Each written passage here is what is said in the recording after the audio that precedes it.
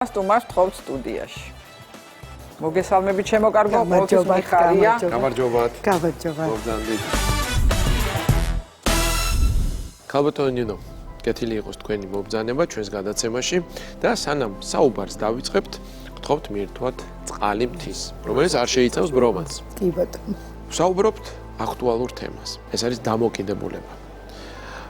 მის გამოვლენაზე, მასთან ბრძოლის საშუალებებზე და მოდი ჩვენს ტელემაყურებელს აუხსნათ თუ რატომ არ უნდა განიხილებოდეს დამოკიდებულება როგორც მავნეჩვევა რაღაცა ხასიათის რაღაც თვისება, სისუსტე, გართობა და რატომ უნდა მიუდგეთ ამას ძალიან სერიოზულად, სიღრმისეულად და შევაფასოთ ეს ყველაფერი, რა თქმა უნდა, ძალიან მაღალ დონეზე.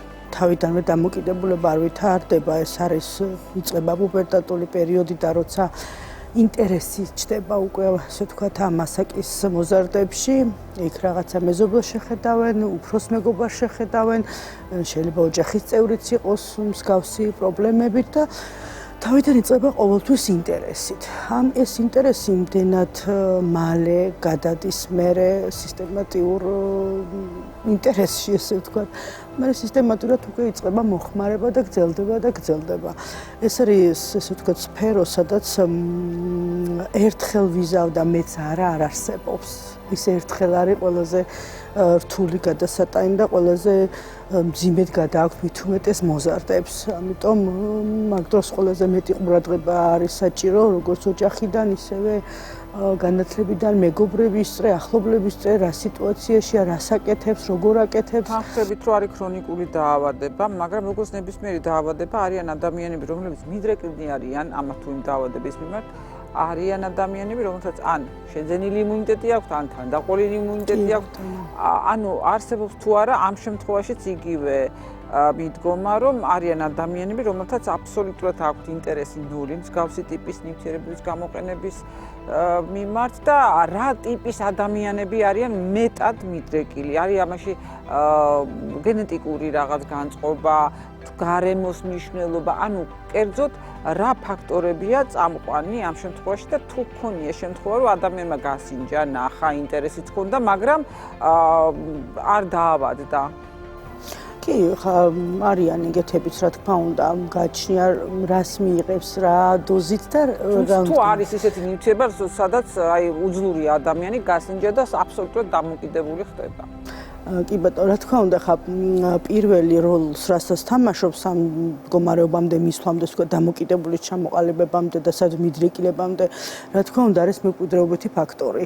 როდესაც ბავშვი, ესე ვთქვათ, იზრდება, ესეთ გარემოში და უშუალოდ შეიძლება რომელიმე ოჯახის წევრი იყოს, ბიძა იყოს და უშუალოდ მამიდა იყოს, დეიდა იყოს, ხო, როცა აი ამ გარემოში იზრდება, ეს მისთვის უკვე ესე ვთქვათ დიდ პრობლემას არ წარმოადგენს, უჩვეულო არ არის და ყოველთვის იწყება ეს მიმბაძველობის პერიოდები.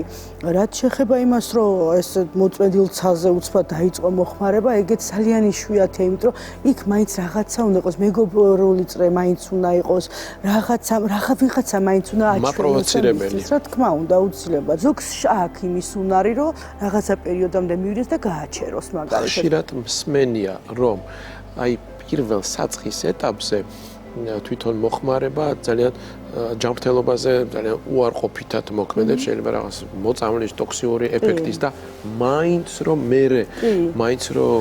ყოველთვის პოულობენ გამოსავალს აქედან, რომ აი ცოტა მეტი მომივიდა, აი ნივთიერებას თავშად მე ვერ ვიტანა, მოდი სხვას გავსინჯავ და აი ყოველთვის მაინც რაღაც მიდრეკილება არსებობს. კი, აუცილებლად რაღაცა ეს ხა ყველას ესე ვთქვათ გვაქვს ამის კოდი თავისთვის, ესე ვთქვათ ბჟუტავს ხა თუ მივცემთ ამას ხელშეწყო ფაქტორს, ეს რა თქმა უნდა აბიბინდება და მე დაიწყებს რისი გაჩერება ძალიან ძნელია და რთულია ყველასთვის. როგორც ნარკოლოგს მინდა კითხო, რამდენად არის შესაძლებელი, რომ კვირაში ერთხელ მართლა და მე კვირიდან თქვა ერთი არ მოიხმარო არაფერი, თუ ტყუილია. ვიცნობ ეგეთ ადამიანებსაც, ხა მე კი მოუმართია ცოტა მოგვიანებით და უშუალოდ აი რამოდენიმე წელი ყოფილა ნეზე, რომ აი მხოლოდ კლუბში და უშუალოდ პარასკევს რაღაცას მივიღებ, ცოტას გავერთო, მე შაბათ კვირას ცოტა მოვდივარ, ესე ვთქვათ, ფორმაში, ორშაბათ სამსახურში წავიდე, მაგრამ გადის დრო და მაინც მოდიან. იმიტომ რომ ადრე თუ დაუშვათ თვეში ერთხელ იყო ის პარასკევი, მე ხდება ორ კვირაში ერთხელ, მე სამ კვირაში, მე კვირაში უკვე ორჯერ, იმიტომ რომ ამას ითხოვს თუ პარალელურად, როდესაც ესეთი ადამიანი იმყოფება ოჯახის გარემოში, არა, თავის ანათესაოსთან, ოჯახთან, მამიშვილებთან, მშობლებთან, ის თulis რომ მას არაფერი არ ჭირს. როგორც კი ვიღაცას უჩნდება რაღაცაზე ეჭვი, არა თქვენ გეჩვენებათ. ეს არის დაცვითი მექანიზმი, რა თქმა უნდა და აი როდის უნდა გადაწყდეს ის მომენტი, რომ დიახ, ახლა კრიტიკულია და მოდით სრული იზოლაცია მოვახდინოთ ამ ადამიანის. რა უნდა გაკეთდეს ამ შემთხვევაში? პირველ რიგში თვითონ მან უნდა აღიაროს, რომ მე ვარ დამოკიდებული, მე ვარ მომხმარებელი, როცა ამას გაითავისებს და აღიარებს. თავისით ამას აღიარებენ? ნუ არიან რომლებიც აღიარებენ, არიან რაღაცა პერიოდის მერ. მაინც როგორც ყველა ადამიანი არის ინდივიდუალური, ყველას მდგომარეობა არის ინდივიდუალური. ესე კაზუსად ვერ გავყვებით, რომ აი ესია, არა. რამდენი ადამიანიც არის, იმდენი ფსიქოტიპი არის ამ დამოკიდებულების სფეროში. ამიტომ როცა თვითონ აღიარებს უკვე რომ მე ვარ დამოკიდებული და ნუ ეხლა რა თქმა უნდა ოჯახს ყოველთვის ულამაზებ ხოლმე აი რაღაცა მოხდა იქ ერთხელ ორჯერ საერთოდ ცოტა შევყევით რა თქმა უნდა ყველა ოჯახის წევრი ცდილობს მათ დახმარებას იზოლაცია ერთი ამით უკვე რომ ესე ვთქვათ გამოვლინდება ყველაფერი ეს იზოლაცია შველის იმას რომ არ აქვს კონტაქტი მსგავს პიროვნებებთან ხო ესე ვთქვათ არ აქვს არანაირი შეხება ვერ ნახულობს იმ ნაცნობებს რომელთან ერთადაც ძალიან კაი დროს ატარებდა და ერთად გაიარეს ეს დღეები თუ პერიოდები თუ საათები ეს იზოლაცია აკეთებს ამას მაგრამ ეს მხოლოდ გარე ფაქტორებია, მაგრამ შიგნით მის თავში რა ხდება, ეს მაინც ყველაფერი მასზეა დამოკიდებული, ეცადოს ამ სითორე. ყოფილან პიროვნებები, რომელიც გაუგრძელებიათ ისევ იმ ხალხთან ურთიერთობა, იმიტომ რომ რაღაცა მიზეზების გამო, მაგრამ არ გაკარებიან არაფერს, იმიტომ რომ იმან ეს გაითავისა, რომ არა და დამთავრდა. და მოდი დავიწყოთ უკვე მკურნალობაზე საუბარი. რამდენად საჭიროა ამ შემთხვევაში კომპლექსური მიდგომა, ვინ რა სპეციალისტები არის ამ მკურნალობაში ჩართულები, რა ტიპის მკურნალობები არსებობს მედიკამენტური თუ ასე შემდეგ და არამედიკამენტური გზები. დავიწყოთ აი ამ გზის აღწერა. პირველ რიგში რადგან აღიარა უკვე და ითხოვს უკვე დახმარებას ეს უკვე პირველი ნაბიჯი არის მკურნალობის დაწყების იმიტომ ეს თუ არ არის აზრი არ აქვს არაფრის დაწყებას რა თქმა უნდა ხა მკურნალობა იწყება მათზე მორგებული სქემით გააჩნია რას მოიხვა რაზია დამოკიდებული იმიტომ დამოკიდებული დღესდღეობით იმდენი სახეობის რაღაცებია უკვე მithumetes წამალ დამოკიდებულებში ძალიან რთულია ყველას უნდა სათითაო თავის გეგმის შედგენა რა თქმა უნდა ჩართული უნდა იყოს ნარკოლოგი აუცილებლად აუცილებლად იყოს თერაპევტი ჩართული რომ იქ უამრავი სომატური გართულებები არის დღევანდელი ამ ესე ვთქვათ ნივთიერებებიდან გამომდინარე ნუ ფსიქიატრი რა თქმა უნდა იმიტომ რომ ეს არის ფსიქიკური პროცესების ესე ვთქვათ არევ-დარევა მერე უკვე ეს ყველაფერი ეტაპობრივად მოდის როგორც კი ეს ფიზიკური მდგომარეობა და ესე ვთქვათ ფსიქიკური მდგომარეობა მეტნაკლებად უკვე დასტაბილიზირდება აუცილებლად უნდა ჩაპარალელურად ერთობა უკვე ფსიქოთერაპია იმიტომ რომ ის უფრო სხვა ხედვაში და სხვა ჭრილში შეყავს უკვე ამათი ფსიქიკაც ამათი ქცევებით იქვე ყველაფრის კორექცია იწყება მაგრამ აქამდე უნდა მივიდეთ ეს არის პერიოდები რომელიც ფსიქოთერაპევტის კი არა საკუთარი თავის დანახვაც არ უნდათ ისეთ მდგომარეობაში არიან და ესეთი კომპლექსი მე უწყება უკვე ფიზიკური დატვირთებით, დაუშვათ სპა თერაპიებით, აუზებით, ესენი, მაგრამ ეს ყველაფერი მოდის ეტაპობრივად. აი როგორც თაიგული იკვრება თითო ყვავილგან, აი ისე იკვრება მკურნალობის თაიგულით, ესე ვთქვათ, ვიწყებთ ეს ეტაპობრივად საფეხურ, ნელა, აქ სიჩქარეს და ჩქარჩქარა გავიბინოთ და არ გამოვა აზრია. ქალბატონო, გადაცემის ანონსში ჩვენ ვახსენეთ აბსტინენციის სინდრომი, ანუ ეგრეთ წოდებული მოხსნის აკრძალვის ლონკა ეგრეთ წოდებული. ეგრეთ წოდებული ლონკები. და ამ შემთხვევაში ძალიან რთულია. ეხლა ყველას გსმენია, მაგრამ თქვენ უშუალოდ ამას აწყდებით თქვენს ყოველდღიურ პრაქტიკაში. რამდენად უსაფრთხო არის, თქვათ, ამ მდგომარეობის მართვა თანამედროვე მედიცინაში და რამდენად ეფექტურია თანამედროვე მედიცინა ამ მომენტთან მიმართებაში. პაციენტს უნდა დამოყვება ის, ესე ვთქვათ, მძიმე პერიოდი, ესია თუ ისია სამართავად მარტივია. თუმცა ძალიან რთული გადასატანია და გარკვეულ დღებში ეს არ მიმდინარეობს სულ, არ მიმდინარეობს კურნალობის თელ კურსზე. აქვს თავისი დღეები, ესე ვთქვათ, როგორც ისინი ეძახიან, აი ახლა დამეწყება და ნუ იცია და ემზადებიან. ნუ ზოგჯერ ყოფილა რატომ არ დამეწყო, იმიტომ რომ არ არის ახლა ამის დრო და ეს რაღაცნაირად მაინც ვაბალანსებთ ხოლმე და ეს მძიმე დღებს ჩუმჩუმად გამოვაპარებთ. მადლობა ღმერთო დღესდღეობით ეს ვთქვათ მედიკამენტოზური მკურნალობა იმდენად კარგი გვაქვს და იმდენი კარგი მედიკამენტია შემოსული, რომ მეტნაკლებად ეს მძიმე დღეები მათთვის უკვე მარტივად გადასატანი ხდება. არის თუ არა ეს დამოკიდებული კონკრეტულ ნივთიერებაზე და მოხმარების ხანგრძლივებაზე? და არის თუ არა ნივთიერებები, რომელსაც არ ახასიათებს ეს გაუქმების სინდრომი, თუ როგორ ვთქვა? მოხსნის სინდრომი, აღკვეთის სინდრომი. იცით, რაც შეეხება ახლა ისე რომ ვერცეთს ყველა ნივთიერებას აქვს თავისი სიმპტომატიკა. რა თქმა უნდა, არის უფრო მძიმე ნარკოტიკული საშუალება, რომელიც მძიმეთაც გამოდის ორგანიზმიდან, არის ნარკოტიკული საშუალება, რომელიც საერთოდ არ ეხება ფიზიკურ მდგომარეობას და ანგრევს ფსიქიკურ მდგომარეობას, ეგრეთ წოდებული სტიმულატორები, რაც ახლა ძალიან მოხმარები ძალიან მაღალ ამპლიტუდაზეა ახალგაზრდებში მით უმეტეს. რამდენად ხშირად შეგხვედრა, როდესაც აი ხანგრძლივი მოხმარების ან თუნდაც ერთჯერადი მოხმარების შემდეგ ისეთი შეუქცევადი მენტალური პრობლემა წარმოშობილა, რომ ადამიანი ვეღარ დაბრუნებია ვერასოდეს უკვე თავის პირვანდელ მენტალურ მდგომარეობას. როგორც იყვნენ ჩარჩა. ამ ბოლო პერიოდში ცოტა მოიმატა ამ კატეგორიამაც, იმიტომ რომ თვითონაც არ იცი რა ნივთიერებებს იღებენ. მე მაგათ მქონია ამას წინათ ესეთი შემთხვევა კლინიკაში დავაწვიდეთ ბიჭი, მიმტკიცებდა რომ იყო ამ ნივთიერებაზე და ამ დროს ტესტირება მიჩვენებს სულ სხვა ნივთიერებას, რომელზეც საერთოდ და რას გეუბნებიან, როგორ რისკავენ, რომ ასეთი უცნობი ადამიანისგან დადებული აბარაქნათ, სხვა გზა არ არის პასუხი. ქალბატონო, ნებისმიერი დაავადება და ამ შემთხვევაში რა თქმა უნდა ჩვენ დამოკიდებულებას განვიხილავთ, ამ პროცესის ან მიმდინარეობის დროს არ შეიძლება რომ ორივე პაციენტთან ერთდროულად ერთნაირად ხდებოდეს ამ სიმპტომების ჩამოყალიბება, განვითარება და გამოსავალია რა. ამ შემთხვევაში როგორ უნდა მოხდეს, ვთქვათ, აი ამ ორ აბსოლუტურად განსხვავებულ პაციენტთან მიდგომა, არის თუ არა რაღაც სპეციფიკა, ინდივიდუალურად მორგებული მკურნალობის სქემის შედგენა?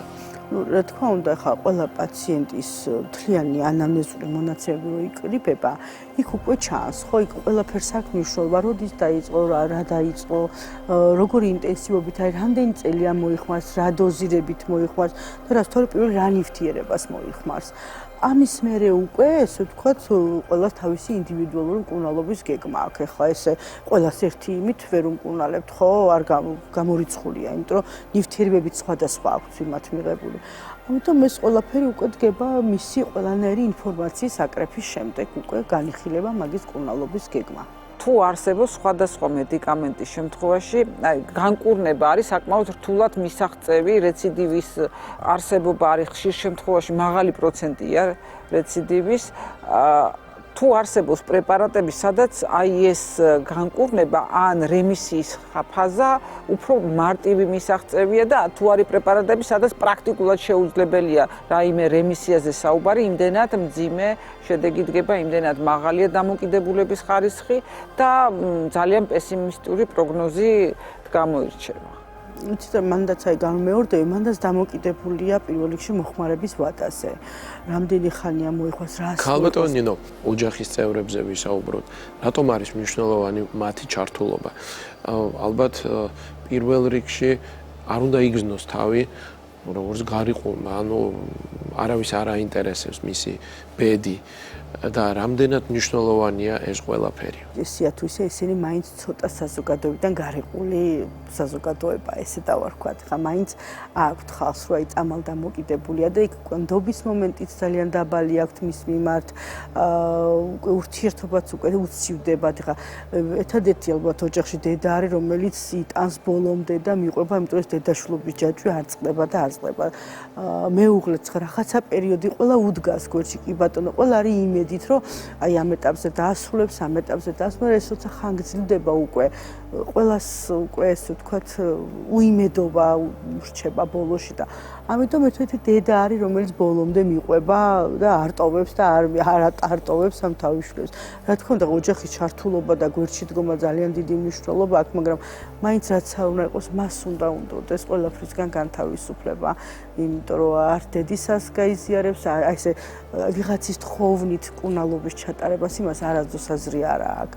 100-დან აი 98-ს ის 2%-იც რა ვიცი თუ სადმე მიძებნება, მაგრამ როცა თვითონ გადაწყვიტავს უკვე და უნდა რომ იცხოვროს ფხიზლად, გამოჯანმრთელებამდე კიდე დიდი დრო აქვს გასავლელი.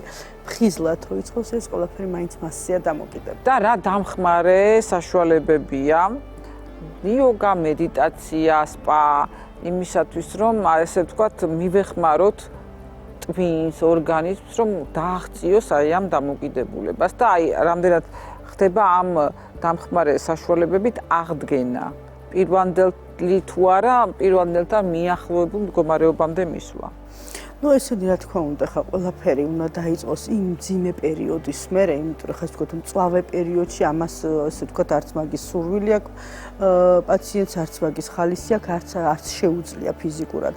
მერე უკვე ესე ვთქვათ, იოგა არის თუ აუზი არის თუ სპა მასაჟები არის თუ რაც ძალიან ეხმარება ესეთი დაღლილ ორგანიზმს, ხო, ამ ხელა ესე ვთქვათ, სტრესია, მაინც თვითონი აღკვეთის გადატანა ორგანიზმს ძალიან დიდი სტრესი.